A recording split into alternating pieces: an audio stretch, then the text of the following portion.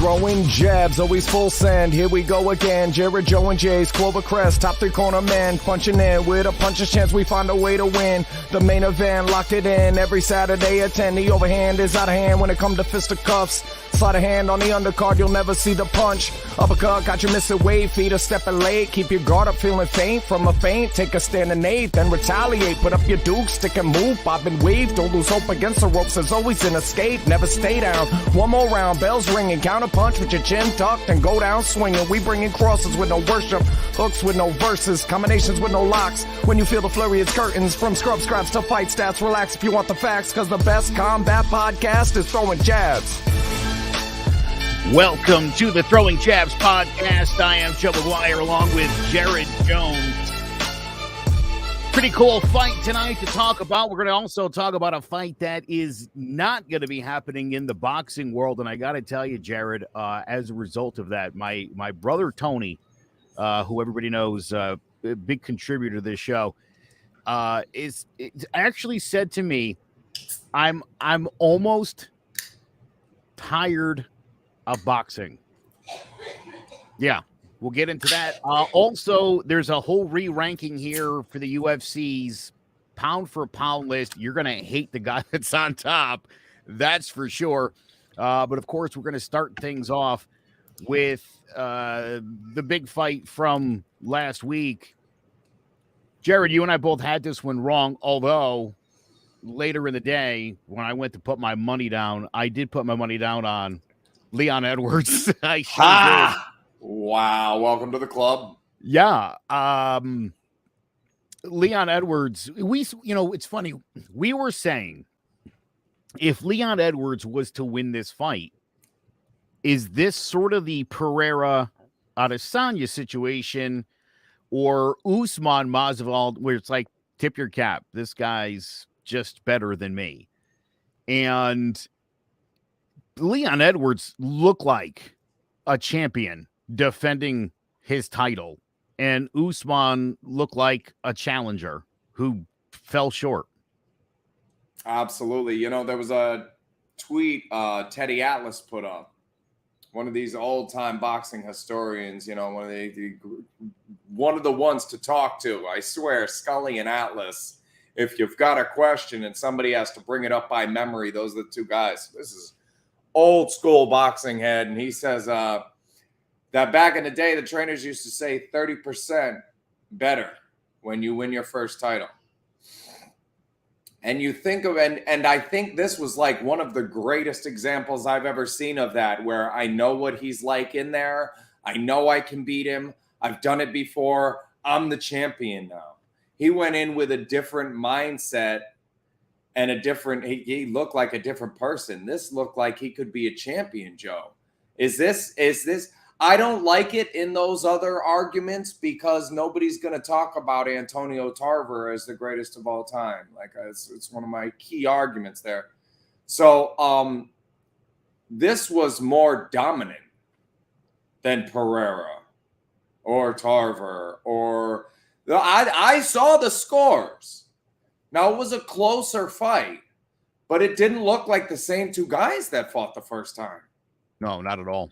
It looked like Edwards was 30% better. Yeah. Again, it was.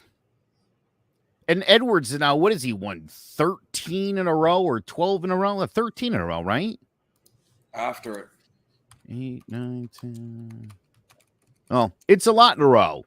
And again, outside of losing to Kamaru Usman back in 2015, man, it's been, other than the fight with Muhammad, the eye poke, which that's a bummer. And we'll talk about Muhammad in a minute because he factors into going forward. He factors into all that's going on and going forward. After the fight, as a matter of fact, Dana White said Colby Covington will be up next to get a title shot against Leon Edwards. You think he's the right guy? Should he be up first? What do you think of a Gilbert Burns? Do you like Colby Covington? Does anybody like Colby Covington, I should say? At least enough that he gets first crack at the title. Why not Chimaev beat Burns? If we're gonna go Burns, we can't go Chimaev. I prefer Chimaev to Burns, but the fighter here, the guy I said was the dark horse, the guy that has the ability to beat all of these other guys, is Bilal Muhammad. Now, I said this a year or two ago. He got his shot. He was beating our current champion when that eye poke went down. Now, some guys, an eye poke happens and they're like, I kind of wanted to get out of this fight anyways. If you watch him react to that eye poke and stoppage, this guy is so hungry and so strong. He's just going to be really, really hard to beat. I'm not sure there's a guy in this division that I pick over Muhammad, and he'd probably be the dog in all of those fights. You know what I like? Beast, man. This guy's a beast. His last fight against Sean Brady, where he, TKO'd him. A side of him I wanted to see. He's this guy wins a lot of fights, Muhammad, by decision, because he smothers you and dominates you. And the problem is this guy's fighting 3-round fights. You know what I'm saying? So he's so dominant. Him in a 5-round fight is a tough guy to beat. Hasn't lost since January of 2019, 8 in a row, all in the UFC. Yeah. Including Diego Lima, Damian Maia, Stephen Thompson, and Vincent Luque. Like, it's a good list. Those are guys. Man, shouldn't he? And that's my argument. Now, you go through those other guys now. Shouldn't he have to lose? That's my argument. Covington lost. Usman lost. Leon Edwards. Shouldn't Bilal Muhammad have to lose a fight before we take him off of that list? Or even pretend that he's not beating all of those guys. You won 8 in a row in that weight class against the upper echelon. You should have to lose before you can't be bumped off that list behind Covington, who's already lost in that triangle, that rock, paper, scissors that we get from time to time. This is a first for me. Everybody else dropped for me. I don't know. I'm not usually that guy that gets left here. I'm usually the one dropping, but we lost Joe momentarily, and he's back, and I think it's smooth. You see that? Smooth transition. Show must go on, brother. Glad to have you back. Ladies and gentlemen, Joe McGuire. Yeah, so Sander just chimed in, Edwards and Masvidal. Of course, everybody wants to see that, but let's be honest, Jorge Masvidal, and I love that's my guy. He's at least number 5 in line here. Seriously, answer my question. Shouldn't Muhammad have to lose? He just hasn't lost. All those other guys lost. Since Colby Covington already has the title shot, that seems like that's what's happening. What do you think about Bilal Muhammad fighting Usman? Usman needs a bounce back fight, and he needs to beat somebody good, and Muhammad needs to beat somebody in that top 5. And while Usman's still in the top 5, Chimaev fight then. Yes. Okay. All right. Usman Muhammad and Chimaev Edwards. I'm all over. I love that. Those guys should have to. That's the issue I have. Muhammad and Chimaev, those guys should have to lose. These other guys have lost fights. And Edwards, let's be fair, you looked like you were losing when the eye poke happened, and then you got a title fight. So what about that guy you were losing to? They don't have the names, but man, Bilal Muhammad is the one guy, because styles make fights, there's only one guy in that weight class with the capability of beating all the other guys, and it's Bilal Muhammad. All right. Yes. Here's another comment from Sander, and here's the problem, and I love Sander, I love you. That's the problem with fighting in general. Muhammad deserves it, yes, but what's going to make the most pay-per-view money? It's Edwards versus Masvidal. That's the point I'm making. Oh, I get it. Let me tell you something. Here's the other thing about Bilal Muhammad. I don't think his fights are not fun to watch unless you're a fan of his. If he's fighting against your guy and he's mobbing your guy, you hate that. It's frustrating. You hate that is what happens. Or he's clinching against the cage for like a quarter of the fight. It's not fun. He's good at it. That's why he wins all these fights. It's his way to win. Yeah. Again, that's why I like that he had the TKO in the last fight. I thought that was like this guy's could be dangerous. Not just because he is so dominant. And I hate to say not dangerous because obviously everything he's doing is danger, but his weaponry seemed limited to me. His highlight reel looks a little different than Chimaev's. Yeah. Lost to Jeff Neal, as you mentioned, in 2019. That's his last loss. And he's been a better fighter since then. Again, and his loss before that, though, is a big, strong guy, too big for that division. Jeff Neal and his loss, right? His Vicente other loss. Luque. There you go. Huge. Yeah. Huge, big, strong guys that can handle what he's trying to do. Everybody else in that weight class who's weighing in like they're supposed to. Trouble. This guy's a problem. I think the mismatches for Muhammad, the harder matchups are Usman and Covington. I think Leon Edwards is the easier matchup for Muhammad. I think that's our champion for a couple fights if he gets the next fight. I think he gets the belt and holds it for 2 or 3 fights. This guy's that good. Yeah, I know. Sure. Bold. Something tells me, though, that's why Colby Covington's next. Because I think Edwards can beat Colby Covington. And I hate to say this, but I think just for the stability of the division, it makes again, look at money. Sander hit the nail on the head. It's hard to give a guy like that a fight if he's not putting butts in the seats, Yeah. I think Muhammad needs to beat Kamaru Usman before he gets a shot at the title. And I think it's clear at this point, we're not going to keep playing this game. I mean, Kamaru Usman does not look great to me in his last few fights. He seemed to kind of put it on cruise control. Same thing with Adesanya. It was very much cruise control. It was very much about countering. It wasn't really much offense. It was more about just holding guys off and not giving them chances to hurt them. And they did a great job of that. I don't think and it makes sense. So you've got, all right, what is this, 10? You've got 12-0 Chimaev, and you got Muhammad winning 8 in a row, both ranked in the top 5 of the division, and the shot goes to a guy that lost 2 of his last 4. Now, they're both Usman, I get it, but this guy beat Usman and should fight the guy that Usman beat twice? Right. No, it doesn't. I mean, Muhammad, Chimaev, those are the answers to that question. Even Burns can't be the answer to the question. He lost to Chimaev. If these guys aren't winning and getting closer to a title fight, then what the hell are we doing here? You know who else can't be then?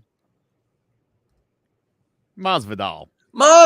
Exactly. Why? How? How does he earn? You gotta earn that shot. You can't beat Usman, then you can't beat Edwards. That's the line of thinking. But more to what's the point, the last, like, you're talking about a guy who won 12 fights in a row in Chimaev and a guy who lost 5 of his last 8, including 3 in a row. Masvidal, yes, I want to see him fight too. He's exciting. If he and Gagey can get in the same weight class, let's make it happen. But title fights are for the guys who've earned the title fights, and I can't have 2 guys that have won 20 fights in a row between them taking back seats to guys who are under 500 in their last 10 fights. It doesn't make sense. I don't know where this title defense is going to be. I don't know, if it's going to be in the United States, if it's going to be in Abu Dhabi, wherever the fight between Colby Covington and Leon Edwards is, George Masvidal will be there. He will be on the facility. I guarantee you Jorge Masvidal will be there.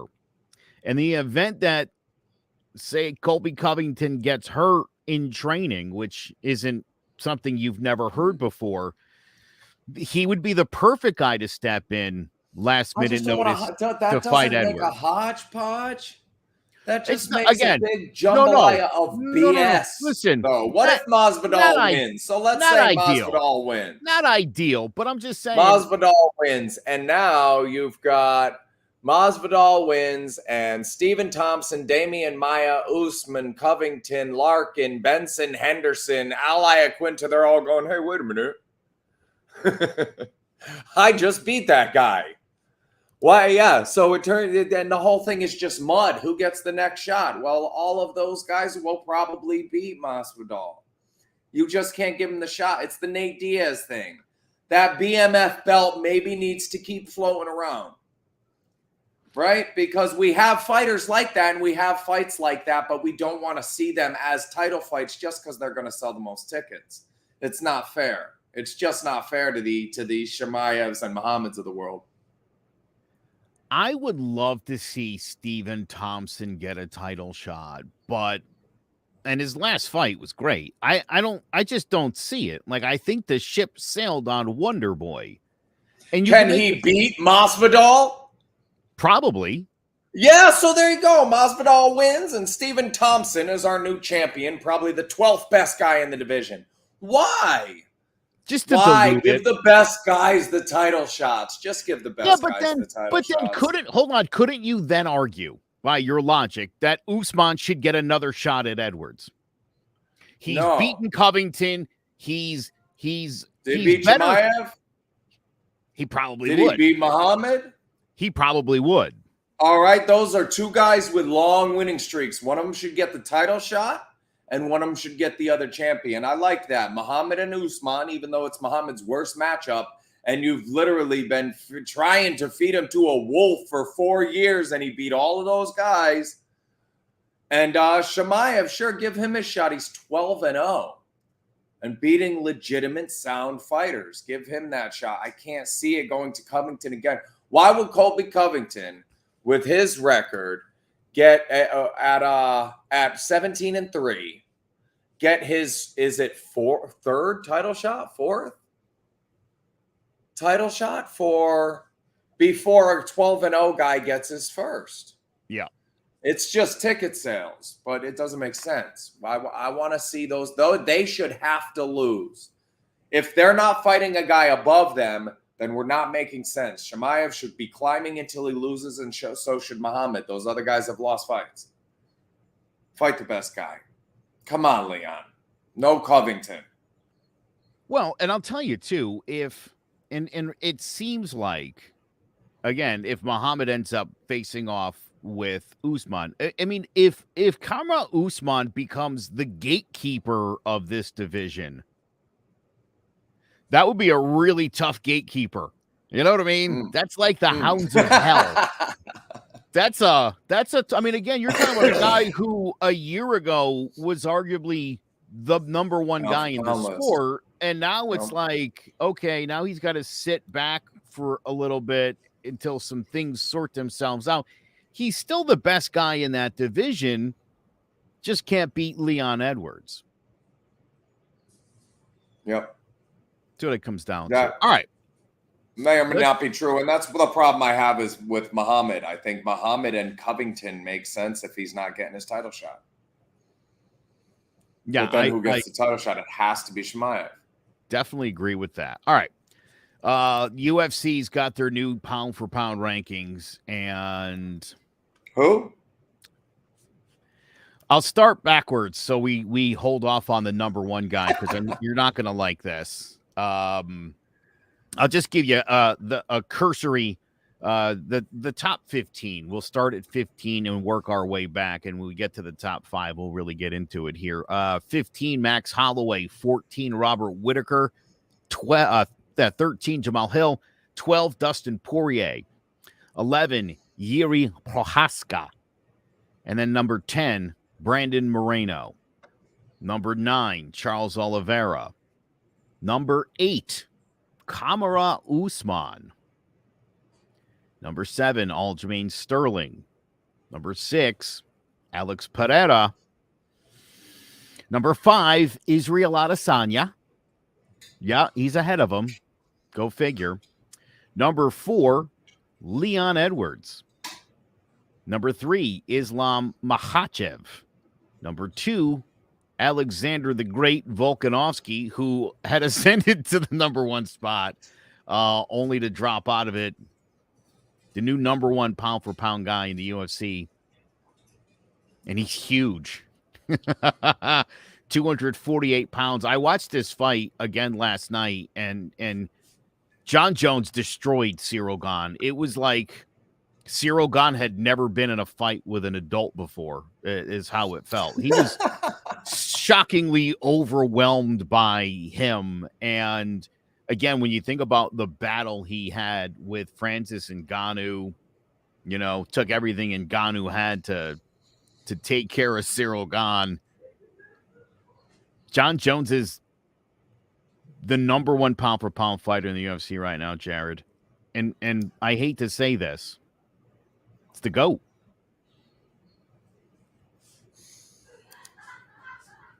No. Go ahead. No. Pound for pound is still that undefeated middleweight there that just retired that Jace keeps thinking is going to come back. Did we forget already? This guy that just walked over everybody. I bet, hey, pound for pound, how much John Jones outweigh him by? 80 pounds? I bet you right now they get in the gym, he gets run. I'm not saying he beats John Jones. I'm saying John Jones gets run. Yeah, this is that. Okay, so that's still my greatest of all time. I don't think we're ready to make that jump yet. And this guy's I mean, as far as the old. submission, Who's going to beat him? Who in that division right now do you think has a prayer against John Jones? And he looks amazing at 248 pounds. He looks like he should have been a heavyweight his whole life. It looks like Stipe Miocic is next for him. And you know, I love Stipe. I don't think there's a chance for Stipe in that fight. I think that the answer sucks. But it's a rock, paper, scissors answer that involves just bone density. That Volkanovski argument. The answers here are like Curtis Blades, Aspinall, Tui, Rosenstruck, Derek Lewis. These big guys that are supposed to be holding that much weight on their frame. Stipe, I think, struggles. I like Cyril Gane in that fight. It's just hard to know what we're getting at that size. For somebody to move up so far and be so dominant is... This is hard for me, Joe. This is really, really hard for me because I don't like the guy as a human being. Was one of my favorite fighters. I mean, he goes back to Matt, not Matt Serra, the guy he beat, another Matt. Rich Franklin. Like, were some of my fighters back then, you know? And he was at the top of my list with Anderson Silva. Those were the two guys that nobody was going to beat. And then I just kind of started rooting against him. John Jones in MMA for me is like Floyd Mayweather in boxing, who as a child, Floyd Mayweather and Bugs Bunny kind of had the same lifestyle. You know, it's like he might as well have been a cartoon character or some fictional character because I didn't really see him as a human being. And now as a grown man and a father with the ability to see him as a human being, I don't see him as the superstar boxer I did as a child. I'm more able to see him for the piece of trash human being that he is. And that's kind of where Jon Jones fits in for me in MMA is I hate that our children look up to people like you based on your athletic ability and nothing else, because you are the last kind of person I would want any of my children looking up to. And that's what it is. It's personal disdain for somebody born with all the gifts and squandering it. This is the guy that shows up to the gym never on Fridays.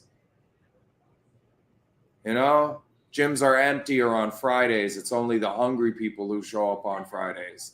Just born with the ability. I'm sure he works hard at the gym. Don't get me wrong. I'm sure he has had his days, but it's like a hoax. Kids watch these guys. They're superheroes. Oh, he sacked Tom Brady 3 times in his first game back from a 4-game suspension for pistol whipping his girl. Right? No, because when you watch him on TV, Sander, when you watch him on TV, you're casting a vote. When you order his pay-per-view, you're casting a vote.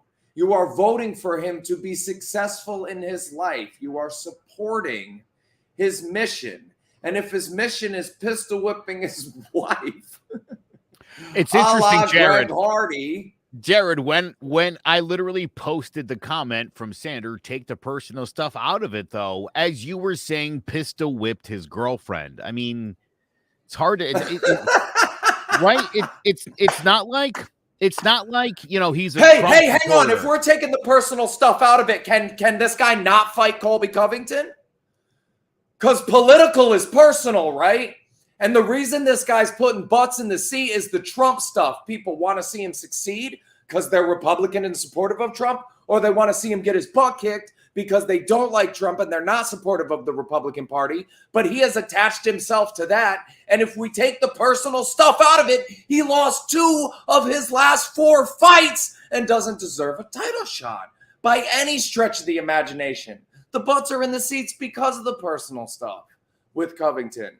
We remove it with Jon Jones. I want to remove it with Covington too. The fact is, I have kids and I'm in the fight game. I'm a boxing trainer and I look at that as a responsibility.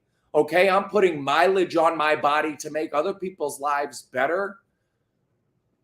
And I think that what I'm giving away, I put up a post the other day that said our reach, the rewards of our work. I was talking about this with one of my trainers the other day. The rewards of our work are going to outlive us. There are 12-year-olds in our gym today that will someday wrap their children's wrists. And if I'm spouting out a name, somebody they should look up to, somebody who you might want to learn this move, it just can't be Jon Jones. It can't be Greg Hardy. I can't turn on the highlight reel of those 3 sacks of Greg Hardy and say, this is the guy you want to be like. In good conscience. I'm in the game. It's the same thing we've said before about media, Joe. Some of the other podcasts, right? And things are coming out that don't make sense and are irresponsible as members of the media. People were listening to that show she was spouting that BS on. Not many, yeah. But a couple people were listening. And you should have a responsibility. I have a responsibility. Sorry, Sander, I can't take the personal part out of it because I'm in the media. I'm on a podcast right now. Some of those 12, 13, 16-year-olds might be watching, and they can't be looking up to Jon Jones for anything. I'm responsible for what I say and who I support. And I'm not going to support this guy. I am always loudly and abrasively going to stand against people like this, even being in the organization. I've pushed for criminal charges for drug use in combat sports because people die from time to time in combat sports. And when your life is at risk and the other person is taking a drug, an illegal substance, illegal in the real world and illegal in the sport to gain a competitive advantage in a game where people die from time to time, they should be caged. No? And there's John Jones. That's the list he makes for me. You won't find him on my pound-for-pound list, but you will find him on a list of guys that I think should probably be in prison based on the things that they've done in the game. And yet they're championed in the game because they put butts in the seats and sell tickets. It's frustrating. Masvidal and Gaethje sell tickets. Right? It's not hard to sell tickets. Scrub scraps, hundreds of people show up to watch people who are just in the beginning. It's entertaining as all hell. You know, Belal Muhammad will put you to sleep, but he's strong and he's proud and he's doing what he's supposed to do in there. And John Jones just never really has. Would anybody care about Shane O'Malley if his hair wasn't crazy? I mean, right? This is not completely unlike boxing and wrestling, this sport where personality does matter. Jorge Masvidal convinced the UFC to give him a rematch with Kamaru Usman, as if we thought it was going to be better for Masvidal the second time around. Like, what? Come on. He got that because of his ability to put butts in seats. And his performance that night was lacking. You know what I mean? He did worse in the second. It lacked stuff that he didn't have. Yeah. He never had that stuff in the first place. It was very interesting. We got bamboozled on that. But yeah, personality matters and negative personality. And it's funny, I was actually, before you went on your rant, I was going to bring up Colby Covington's politics. Again, nobody cares about him if he's not running his mouth. I love Chael Sonnen. I watch his podcast all the time. I love that guy. He's like the worst villain in the history of the sport. But he's fun. He's fun. But I will say this, in Chael Sonnen's biggest moments of his career against Anderson Silva and against John Jones, failed. And he knows he did, and I know it burns him. It really does. All right, let's move over. Let's move over to boxing for a minute, because this is, as I mentioned at the top of the show, my brother Tony is very upset about this. Alexander Usyk and Tyson Fury, they've broken off talks over this title fight, just to get you up to speed. For anybody who doesn't know the details of how this has gone, Tyson Fury said 70-30. Usyk said, yeah, great. Just donate £1 million to Ukraine and we'll do it, 70-30. Then Tyson Fury said the holdup was a rematch clause, only for Usyk to again address this on social media. He said that's your side that wants the rematch clause. What are you even talking about? Like, let's just do this. Then there was some other nonsense, and now we hear the fight is off. It's not going to happen. And it looks like Usyk's got a mandatory nobody. He's got to fight. So that's probably going to have to happen, barring some miracle here. I said to my brother, do you think Tyson Fury is afraid of Alexander Usyk? That's crazy. And much like Sander, Fury looks like he's ducking him. My brother is beside himself that this fight isn't going down. And maybe you think this too, because I know you're an Usyk guy. Where you look at the size difference, and you think about what happened in the fights with Deontay Wilder, who's one of the, and again, people forget, he's one of the great heavyweights up until he came across Tyson Fury. Alexander Usyk is a different animal to me. And despite the fact that he was, a smaller guy, cruiserweight, making his way on up, he's a great fighter. And I think one of the things Tyson Fury has over most people, in addition to the size, Jared, he's an incredibly talented boxer. Alexander Usyk is a very talented boxer. And this, again, despite the size differential, and you're the guy, you could speak to this. I initially thought, oh, dude, he would pound Usyk. And I've heard Fury make mention of that. Like, if he beats him up, he's going to say Usyk was too small. I think skill for skill, this is a really tight matchup. There isn't another person close. Kevin Johnson, Steve Cunningham, and Klitschko looks like. As far as... Now, tell me when I name a good boxer. Derek Chisora, Deontay Wilder, Tom Schwartz, Otto Whalen, Deontay Wilder, Dillian White, Derek Chisora. This is far and away the best boxer he would have ever been in there with. Mm-hmm. And I think a lot of this has to do, I can't stand the social media ducking scared stuff. I don't believe Tyson Fury is scared of Alexander Usyk. I'm in the game. Most of these boxers, as far as scared goes, they're no more scared of one guy than another. Most of us will take an ass whooping and not, whatever happens. It's like, I swear these guys would go into the negotiation table and each leave with a vacuum cleaner. And what I mean by that, right, is their teams are we should get this and we should get this. And they're like surrounded by hustlers who are trying to negotiate this, that, and the third thing. When you have two guys, that would literally jump in the ring and do it if the rest of you could get your heads out of it. And they leave with a vacuum cleaner. Like you're trying to sell something.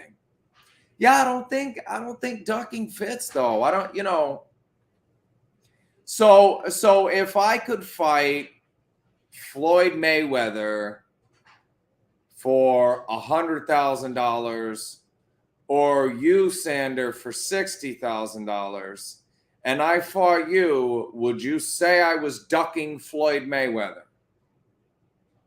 There's a good question. My answer is obviously no. I'm just doing the thing more in my physical and financial best interest. So to negotiate in your best interest makes sense, To call it ducking, you'd have to know what was on the table. It's real, and even then, it's just so hard to say he's like ducking a certain guy or scared of a certain guy. I know that happens. Guys get up to the top and want to kind of crawl their way. But Navarrete, can I really blame him for those fights on his way up to the Dog Bay fight and even after? Hold on now, but couldn't we argue? Look at the way Wilder and Joshua danced around each other, and that $100 million, $200 million fight went down the tubes, and now you wouldn't. But was that them or the people around them? You wouldn't even want them to highlight scraps. The Wilder versus Joshua. That's how meaningless that fight has become. Here's the other thing. And I think this is where the Floyd Mayweather nonsense that I know Sander buys into. The idea that he's undefeated. So fighting Dillian White again, fighting Chisora again, fighting Anthony Joshua. Those would all be good fights for Tyson Fury. Their names, there's some history. Right, he goes in there and he likes. It's funny, as a big guy with great skill, he likes big guys that he can pound on who don't really know how to box. He's very good against someone like Deontay Wilder, because Deontay Wilder is a terrible boxer. He's a great fighter. Mm-hmm. He's a terrible boxer. So you don't. Again. Here's where, to me, Canelo Alvarez, when he ran into Dimitri Bivol, and I know you think Beterbiev is better, and maybe he is, but that was a guy who is bigger than you and has your boxing skill. That's hard to win. That's hard to beat. So, I don't know. I don't think he wants this fight because First of all, this is an interesting spot to be in. I'm going to tell you a quick little anecdote. Some years ago, I was playing in a mini golf competition against some stars from the WWE. This was the Travelers Championship, the Big Show and Steiner. No, Bob Backlund it was. I'm sorry. Bob Backlund and the Big Show. And they had a special Olympian participating with them. And we get to the 18 holes and we were tied, Jared. And we were going into a playoff. And I walked over to Bob Backlund and I slapped him, back slap across the chest. And I was like, let's go. Went over, teed up, right through the middle, right through the center door of the castle, skips over the hole. I'm like 4 inches away from tapping that bad boy in. Well, Bob Backlund decides Special Olympian has to take his turn. Kid hits the thing, it hits off the door, and it goes out of bounds. So he picks up his ball, and he puts it in front of the center door. And I'm like, you're shooting 3. Just right, that's a penalty because it went out of bounds. And the director of the tournament, of the Travelers tournament, was like, we're not going to count the penalty. Kid taps it right through the door into the hole. Now it's my turn, Jared. And the thought goes through my head. I bury this. We go to the next hole. I beat him on the next hole. Like, at what point do I look like a hero beating a kid who's a Special Olympian? You don't get any credit for beating someone you're supposed to be. Now, I pulled up and I missed a shot. 2 people came up to me that I worked with after I did that. One of them said to me, that was really sweet. I know you could bury that putt. And I said, I'm going to be honest with you. Just a shitty spot for me to be in. Like, there was, again, I make the shot and we go to the next hole and I got to bury one and how sooner or later. Yeah. I don't walk away looking like the hero here, know? The other person that came up to me that I worked with said that was rude and disrespectful to the game. They don't need you to throw it. And I was like, oh no, again, I wasn't doing it for that reason. I just thought it's a pretty public event, right? Yeah. I don't get any credit. Not trying to get a win here. Yeah. I was happy to, I got a glass trophy for second place. It was fine, Yeah. Came back the next year, won the whole damn thing. So I got the big one. Got the bigger one. Yeah, no doubt. But I think, again, so for Tyson Fury, look, he has everything to lose here, Jared. This is a guy that can beat him. This is a guy that can match his boxing skill. This is a guy that can legit win that fight when, again, there's so many guys out there that he could go out. Again, him and Anthony Joshua, what a huge fight that would be. Everybody I'm sure there's people in London that would still love to go out and see that fight at the O2 Arena. You could sell that place out, make a ton of money on that fight. That's a safer fight for Tyson Fury. So again, I don't think he's necessarily scared. I don't think he's dodging them, but at 33-0-1, this is not a great fight for him for the legacy. Because the Gypsy King is now convinced, by the way, that he's the greatest heavyweight of all time. That he would have beaten Muhammad Ali, that he would have beaten Joe Frazier, that he would have beaten everybody. That's where he's at in his mind, and it's all because he beat Deontay Wilder, who, again, great fighter, great champion, maybe the worst boxer to be the champion of the world in the history of the sport. The thing that gets me most here is it isn't in there. It doesn't exist. That guy to beat Fury, if Usyk falls out, okay, here's our BoxRec rankings. Number 3, Anthony Joshua, Andy Ruiz, Joe Joyce, Wilder, White, Luis Ortiz, DeBose. Next undefeated guy is Frank Sanchez. Makadov is already 33. To find anybody I think can eventually do something, I'm down at number 47, Justice Huni, and Jalalov. I like Bakadir Jalalov, 12-0, 28 years old, not anywhere near ready for Tyson Fury. And the next guy on the list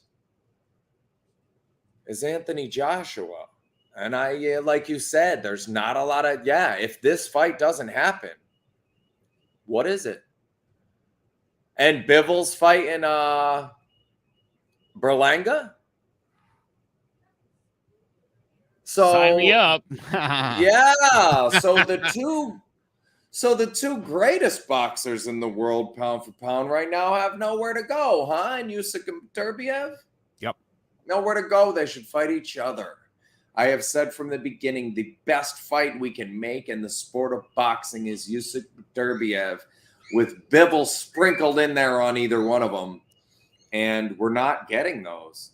And the ones we can get, we're not getting. And Tyson Fury fights anybody else on there better be some Christian Okoye type running out in a field in Nigeria that we pick up that is just the ultimate monster beast to fight Tyson Fury that none of us have heard of yet. Because otherwise, it's not on the list. The guy to beat Fury, hey, if he's convinced of all of that stuff, he's right. You could fight this guy who's substantially smaller than you and try to continue proving it, but greatest of all time and would beat everybody on that list. Yeah, this is the next contender and the only one left. I'm going to throw you one more thought too, and Tony has brought this one up before, but there was only one guy George Foreman ducked in his entire career, and that guy was Jerry Corey. Didn't seem like an obvious choice. You ask, why would he duck that guy? Great counter puncher. And George Foreman, again, gets nothing for beating Corey. No credit for beating him. You're supposed to beat that guy. That guy's a great counter puncher, and you're a big haymaker throwing upper, you know what I mean? All that guy's got to do, slip you one, and you're out, and he's the Buster Douglas of the 70s, and you're not selling grills nowadays. You know, so he wasn't afraid of Jerry Corey. He was afraid of what could happen if Jerry Corey were to slip him straight up.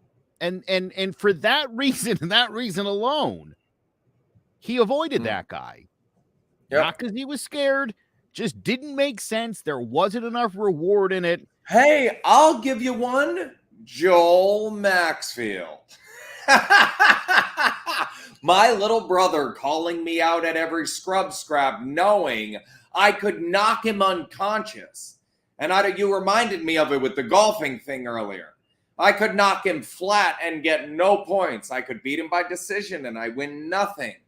He gets 1 out of 5 rounds. People are going, damn, Joel looked good, bro. You know, it was the fight he couldn't lose. Good. Do that. Yeah. Do that because it makes more sense than anything else except for Usyk. Right. Well, so here's the other thing. Francis Ngannou is great, and Francis Ngannou wants to box, and Tyson Fury's like, box me, the Gypsy King. I'll give you all this money. This reminds me of when Floyd Mayweather said to non-boxer Conor McGregor, hey, I'll give you a ton of like, dude, whatever. The boxer's going to win this fight. Tyson Fury will beat Francis Ngannou because Francis Ngannou doesn't know how to box. Away. Yep. Doesn't know how to box. He's a big puncher. That's not going to go well here. It didn't go well for Conor McGregor. And don't forget, and by the way, for anybody who watched that fight, if you don't think that Mayweather was carrying McGregor in that fight, by the way. No, hang on. What you want to do if you're going to go that route and you have that kind of time. What you want to do if you've got that kind of time is go back and look at the things Floyd said in the lead up to the fight. Right? Which round he was going to take him out in and which punch he was going to take him out with. and then go back and watch the fight and watch that round, because it was all straight right hands until he finished the fight with the punch he said he would in the round. Why were there no hooks? Why were there no uppercuts? Why was it just a straight right hand over and over and over again? In the round, you said you'd stop him with a straight right hand. He did what he wanted when he wanted and told us what he was going to do ahead of time. And that's what happens when you put a boxer in there with an MMA guy. It's different stuff. I'll tell you what I can't do with Joel Maxfield is go out electrician him in front of a box in a house, because I know that's what he does. And that's what we're talking about here. Tyson Fury, that's what he does. He will beat Ngannou. Do you remember when James Toney went to MMA and fought Randy Couture? Yeah, ugly, ugly, ugly. Street fighting, boxing, MMA, all completely different things. All right. Yeah, totally. So here we go. We've got UFC San Antonio tonight. Marlon Vera battles Cory Sandhagen in the main event. These are two guys heading in opposite directions, though. Just a year and a half ago, Cory Sandhagen was at the top of the division, and it looked like with the length and with the knees and the kicks that just some of the spin moves that Cory Sandhagen was the man. How quickly 2 losses change your career. Meanwhile, Marlon Vera, since he lost to Jose Aldo, has been on an absolute tear and has beaten some really good competition. This is tonight's main event. Yeah, I liked Sandhagen, and I'll tell you, after Sandhagen blasted out Frankie Edgar, I thought, oh, dude, this guy, anybody who's not as tall as this guy's screwed. But no, that's not how it went at all. In almost shocking manner, it stopped being that way. I think Marlon Vera is like a killer. And I think at some point he gets his hands on Cory Sandhagen and he blasts him out of this fight. Yeah. No, I see the same thing. Yep. So eventually Vera gets a hold of him, and it's a problem. And I love this too. I think there could be points early in this fight where you think Cory Sandhagen might win. Plus money on Vera? Yeah, that's crazy. You gotta. Well, I didn't know that. That seems easy to me. Wow. Yeah, there's a couple on here that don't look right. That's definitely one of them, though. Dude, the knockout of Dominic Cruz, 4th rounder. And again, I always love 4th, 5th round knockout. I mean, that to me says a lot about a guy. You know, you still got that stamina. You still got that killer instinct late in the fight. To me, there's no way Cory Sandhagen stops this monster. Cheeto's the man. He really is. He's a scary dude. He really is. Really is. Like just highlight reel stuff. It's what this is what you want. Now, this is the guy who's putting butts in the seats and putting on the show. This is what we're looking for from our fighters, is the Vera type. Absolutely. By the way, Holly Holm in the co-main event against Santos. That'll be a pretty cool fight. Macy Barber's on this card. It's a pretty decent card all in all. Oh, Barber is, yes. So Parlay Barber. Parlay Barber, there it is. Good segue. Puncher's chance. Parlay Barber with anything else you like. Because 265 that should be 4. That should be 450. Macy Barber wins that fight. All right. I like it. All right. Well, it has been quite an excellent show. Make sure you visit scrubscraps.org. That's the website for Scrub Scraps, great organization in Coventry, Connecticut. We did the show live from there last week. Check out the website and check out Throwing Jabs and Scrub Scraps on Facebook and Instagram. You'll find last week's video. You'll see all sorts of great stuff. You got so many wonderful people in there, and we're going to start doing more of the Scrub Scrap Spotlight, so very much look forward to that. I'm Joe Aguirre. That's going to do it for me. I'm going to turn things over to Jared Jones. He give you the flurry. Break. The foundation. I talk a lot about Maslow's hierarchy of needs and how one of the steps is intimate relationships. That third step on the hierarchy is intimate relationships. So if you have a way to throw that up when you get it, Joe. The second step, safety and security. Third step, intimate relationships. And I would argue that a lot of people don't have that second step satisfied of safety and security. Most of us that have been through trauma had our safety and security stripped away from us so that we're incapable of this intimate relationship. I've also talked about how I'm able to create that kind of trust and that kind of intimate relationship right at Scrub Scraps, like right in the sparring sessions. And I was actually working with somebody yesterday that does have that idea of safety and security being stripped away. But we're building that intimate relationship. If you see the yellow band there, that third step, just in wrapping wrists up. Justin, as I said last week, Jessica was on the show and she said to me, I'm able to trust you in ways I've never trusted any of my other therapists just based on the sparring because you could hurt me and don't. So you're building this intimate relationship in the ring where no words are necessary. For people like me, sitting in a chair across from another person and learning how to trust that person in those chairs doesn't seem feasible. I don't have the foundation. I don't have the experience in my life to believe that that other person is trustworthy and someone that's going to be there for me simply based on being in a chair or having some credentials as a psychologist. That's not how I build trust. I do it different. And a lot of these people do it different. A lot of the demographic I'm getting, they build trust differently, but you could take that down. Once you've built that intimate relationship, once you have that, even if it's just with one person, picture that, a 13, 14, 15, 16-year-old girl finding a way to trust a 44-year-old man who's never said a word to them.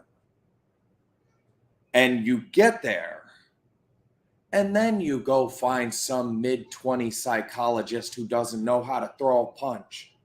And you build that intimate relationship. And conventional therapy is able to work for you because you have a foundation of a person who's not looking to get anything from you and is just strictly invested in your happiness and success. And when you have the experience of everyone who's investing in you trying to get something from you, that's where the distrust comes from. So you come to Scrub Scraps and you build a foundation. That therapy builds a foundation for other therapy. I really never thought about it before. And it was working with this kid yesterday that, how do I fit conventional therapy into what I'm doing here? And I'm going, this is the foundation for trust, for trusting healthy relationships in your life. And you need that if you're going to be happy and successful. We just need each other. It's a prerequisite. Thank you.